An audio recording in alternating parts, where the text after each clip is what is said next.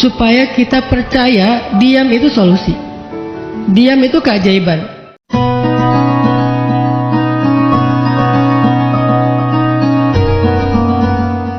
Dan saya yakin kita tuh pasti sering punya masalah dengan seseorang. Gimana caranya kita diam? Gimana cara Nabi diam ketika diomelin oleh Aisyah radhiyallahu anha? Ngomel, diam. Aisyah ngomel kepada Nabi, nggak menceritakan aib orang lain, nggak mencela, cuman ngomel karena lagi cemburu. Nabi diam. Beres Nabi diam, baru Nabi nanya, udahan Aisyah? Udahan. Terus Aisyah mau apa? Udah. Jadi nggak didebat sama Nabi. Padahal Nabi kalau mau mendebat, hadisnya banyak banget. Tinggal sesungguhnya saya bersabda, kan beres ya. Udah selesai. Tapi kok Nabi nggak pakai hadis? Kok malah kita yang pakai hadis Nabi untuk mendebat?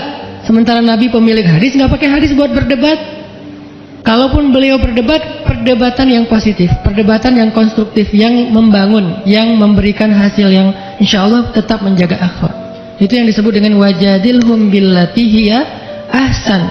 Tapi kalau dengan keluarga, Nabi itu nggak suka debat.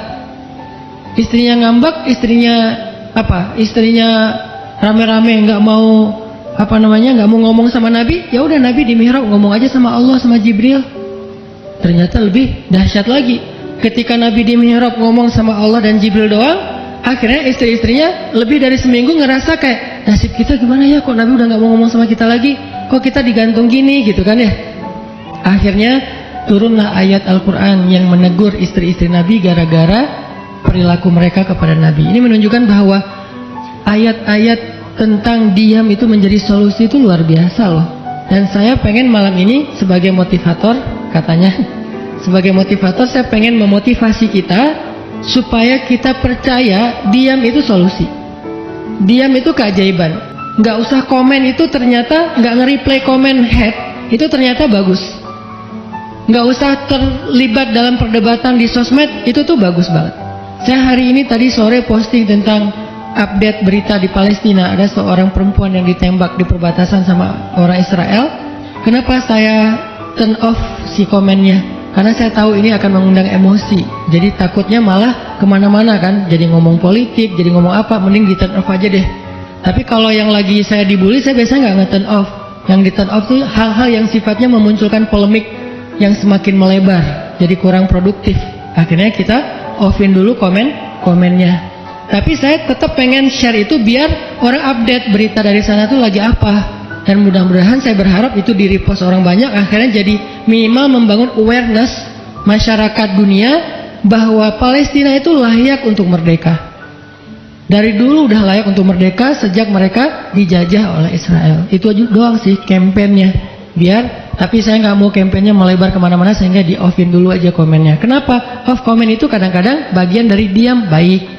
Apa yang juga kita ladenin komen yang macam-macam, walaupun mungkin komennya itu ada yang kita berpihak sama dia, sepaham dengan dia, ada yang beda, tapi tetap aja saya lihat kadang-kadang komen itu berlebihan, sampai muncul kalimat-kalimat mencela, sampai marah-marah, sampai caps lock tanda seru kan ya. Ini kan nggak nyaman lagi kan kalau udah kayak gini, mending diam. Nah di sini kita pengen belajar diam itu ternyata ajaib. Diam itu ternyata benar-benar kata orang emas. Diam itu ternyata solusi. Diam itu ternyata pembelaan diri yang paling efektif. Kalau selama ini kita masih percaya membela diri yang paling efektif ngomong, membela diri yang paling efektif itu bikin postingan. Membela diri yang paling efektif itu bikin caption yang bagus. Membela diri yang paling efektif itu komen. Membela diri yang paling efektif itu minta pembelaan dari manusia. Ternyata mungkin itu benar, tapi ada yang lebih efektif lagi. Membela diri dengan diam. Dan gimana cara membela diri dengan diam sampai mendatangkan keajaiban? Itu yang akan kita coba renungkan malam ini. Oke, yang pertama kita akan baca kisah diam di surat Maryam, surat favorit saya. Coba teman-teman buka surat Maryam, surat 19. Di dalam surat ini ada dua adegan diam. Pertama, adegan diamnya Nabi Zakaria. Yang kedua, adegan diamnya Maryam. Surat 19, surat Maryam,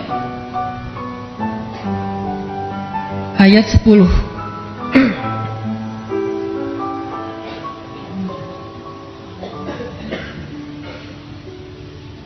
Sekaligus kita pengen belajar, kalau kita lagi diam pas kita dicerca, ketika kita disakiti, ketika ada masalah dengan seseorang, kalau kita diam kita ngapain? Gitu kan gitu ya. Nggak diam doang kan, kita ngapain? Nah, di sini kita belajar surat 19, surat Maryam ayat 10 dan 11. Kita tilawah bareng-bareng ya.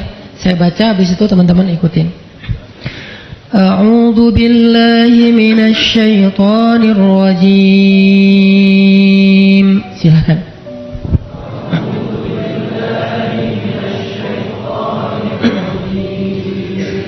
Bismillahirrahmanirrahim.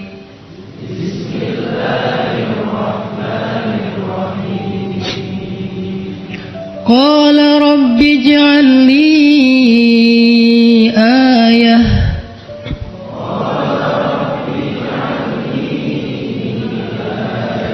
Qala ayatuka alla tukalliman nasa thalatha layalin sawiyya.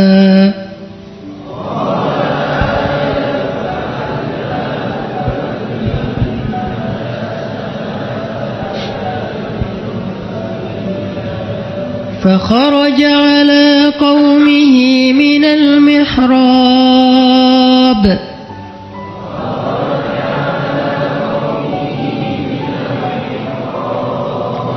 فأوحى إليهم أن سبحوا بكرة وعشيا.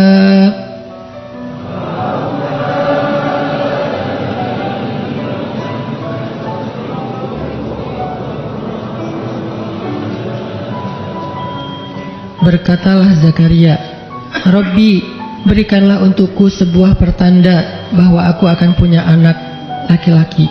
Allah berfirman, tanda-tanda bagimu adalah engkau tidak akan bisa berbicara dengan manusia selama 3 malam berturut-turut.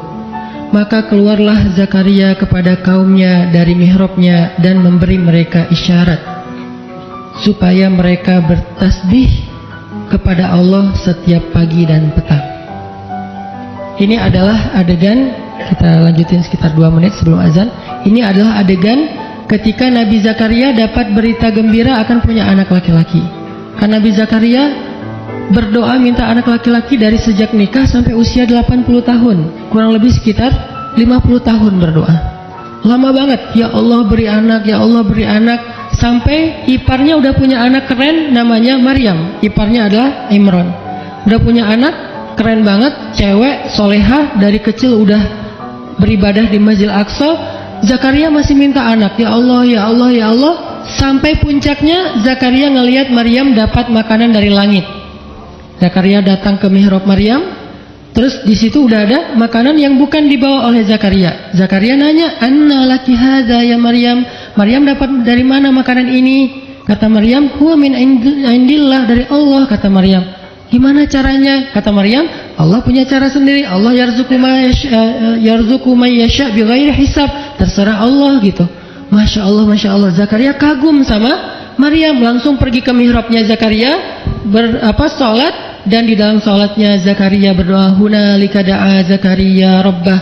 Di saat itulah Zakaria benar-benar nangis berdoa kepada Allah, ya Allah, Rabbi habli min ladunka dzurriyyatan thayyibah innaka sami'ud du'a. Ya Allah, beri saya anak seperti dia, seperti Maryam. Engkau maha mengijabah doa dan saya enggak pernah berputus asa meminta kepadamu. Udah 50 tahun lebih.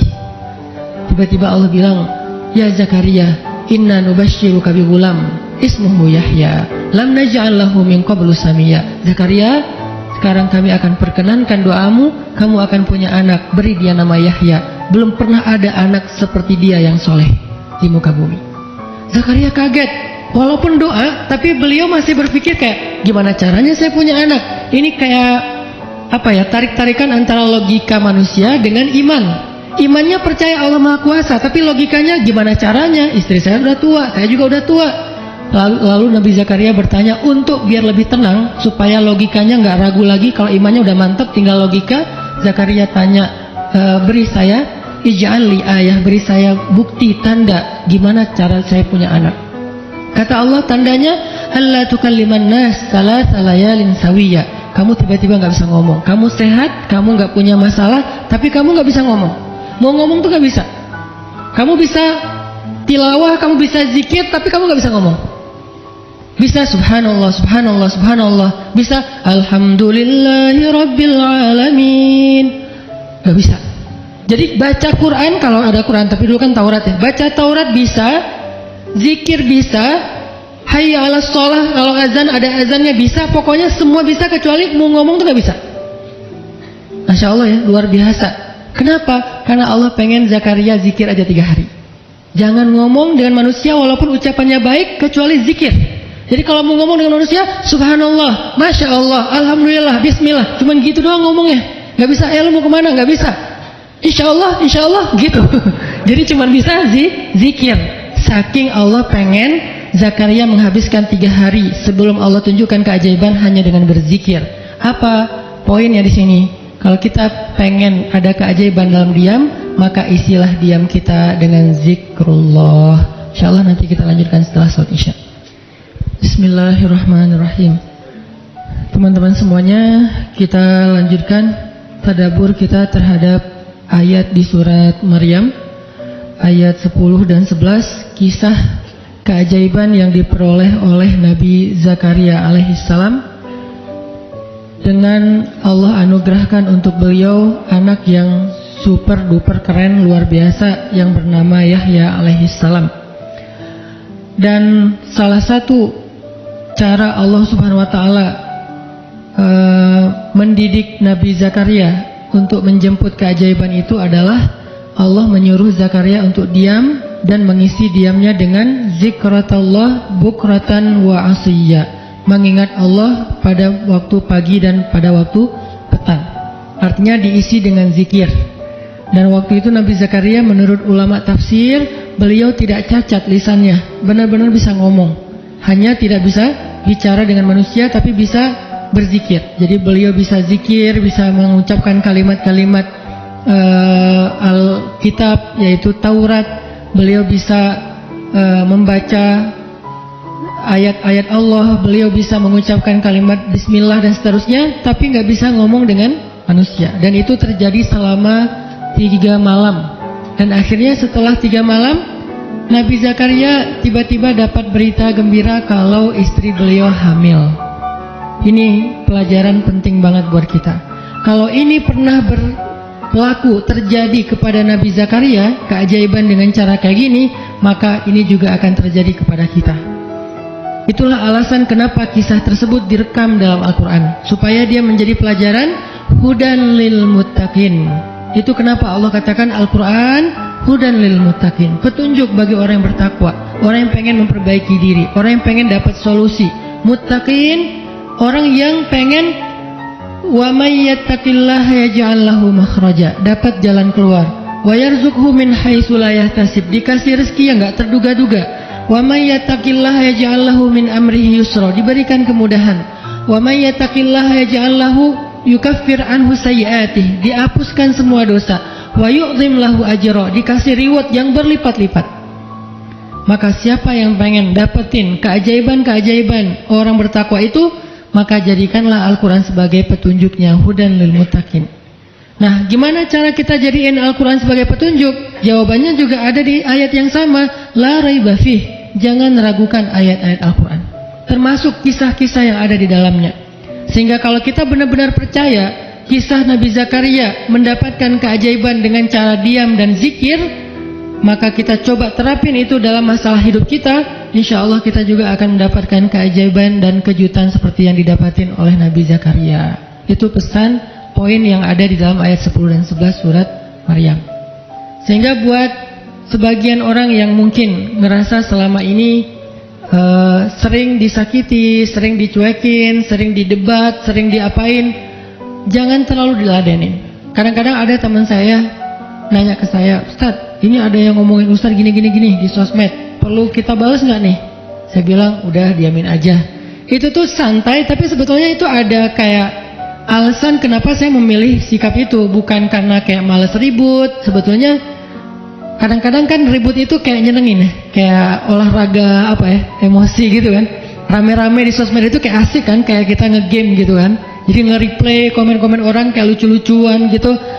Saya pernah lihat Rachel kayaknya bagus juga sih. Ini bukan dalam hal negatif tapi positif, makanya saya sebutnya nama. Rachel itu kan main kemarin ke Australia sama New Zealand. Terus dia lagi foto-foto gitu di sana bareng dengan suaminya. Tiba-tiba ada yang komen, Sel, lo nggak cocok di tempat itu. Tempatnya bagus tapi gara-gara lo jadi kurang bagus gitu. Terus dia jawab, ya gue nggak cocok tapi dompet gue cocok, kata dia. Kadang-kadang perlu digituin juga sih ya, biar paham. Karena kata Ustaz Abdul Somad, sombong kepada orang yang sombong adalah sedekah. Tapi itu mah pilihan. Rachel memilih sikap santuy. Tapi dengan dia guyonin, kalau saya memilih sikap diam aja deh. Karena saya takut kalau saya ngomong malah jadi panjang debatnya, dan saya merasa nggak mampu untuk selalu membela diri dengan argumen. Karena membela diri dengan argumen kadang-kadang ya, kalau bahasa Ustaz Umar Mita, orang yang mencintaimu tidak butuh alasan, orang yang membencimu tidak akan menerima alasan. Jadi kayak ya udahlah, diamin aja. Ternyata dengan kita diam muncul aja keajaiban, banyak keajaiban. Jadi benar-benar saya percaya banget diam itu tuh keajaiban. Dan itu berlaku dalam dakwah, berlaku dalam masalah keluarga. Ketika istri lagi ngambek, dia misalnya komen panjang di sosmed, di WhatsApp misalnya, dia kayak misalnya namanya juga lagi ngambek ya, ngomong panjang di WhatsApp. Kalau saya sabar untuk diam, itu tuh beres dengan sendirinya dan akhirnya malah lebih baik. Tapi kalau saya kepancing, jadi kita balas-balesan. Sepanjang hari WhatsAppan terus nggak beres-beres, tapi hasilnya makin lama tuh tangan pegel, hati panas. Karena kayak pengen dia balas apa? Oh, balasin lagi, terus aja gitu, habis energi dan kerasa gitu capeknya tuh luar biasa. Tiba-tiba muka jadi lebih tua gitu kan ya. Tiba-tiba berkerut semua, terus warna kulit makin doff gitu. Ini gara-gara efek stres kali ya. Jadi intinya adalah jangan diladenin, diamin aja setelah kita klarifikasi fitnah. Kalau itu berbentuk fitnah, tetap kita butuh tabayun, klarifikasi biar tidak menyebar fitnah. Tapi beres klarifikasi nggak usah diperpanjang. Berapa kali mungkin teman-teman ngelihat, mungkin saya pernah nggak ada apa-apanya sih dibilangkan Ustaz Felix. Kalau beliau lebih pro lah dalam masalah kayak gini. Kalau saya beberapa kali dibully di sosmed, pernah nggak saya ladenin? Hampir nggak pernah.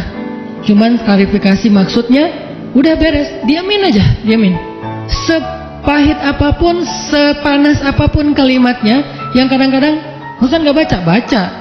Penasaran soalnya. Kalau kita diam karena nggak baca, mungkin nggak ada challenge-nya kan. Ini baca, komennya semua sampai ribuan itu satu-satu dibaca tuh. Oh gini ya, bisa gini orang ngomong teh.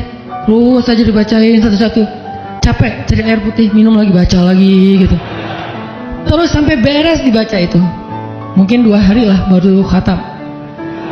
Saking banyaknya komen. Tapi mencoba lagi belajar, bukan udah jago, enggak, sama sekali enggak. Mencoba lagi belajar, bisa enggak setelah udah panas banget, gergetan banget, beberapa udah bisa banget tuh dibalesin, di replay. Jangan deh, ada yang udah di replay panjang, dihapus lagi nggak jadi. Kenapa? Karena masih belajar yakin diam itu keajaiban. Dan selama ini saya ngebuktiin diam itu emang keajaiban. Kenapa? Karena Allah pernah mengisahkan kisah Zakaria dan kisah-kisah yang lain, bagaimana mereka dapetin keajaiban dengan cara diam. Ini yang kita coba pengen rubah sedikit persepsi kita. Nggak selalu bela diri dengan ngomong. Kadang kita bela diri itu dengan diam. Nggak selalu kita dapetin keajaiban itu dengan hanya mengandalkan manusia. Tapi justru kita dapetin keajaiban saat kita mengandalkan Allah Subhanahu Wa Taala. Itu tuh dahsyat.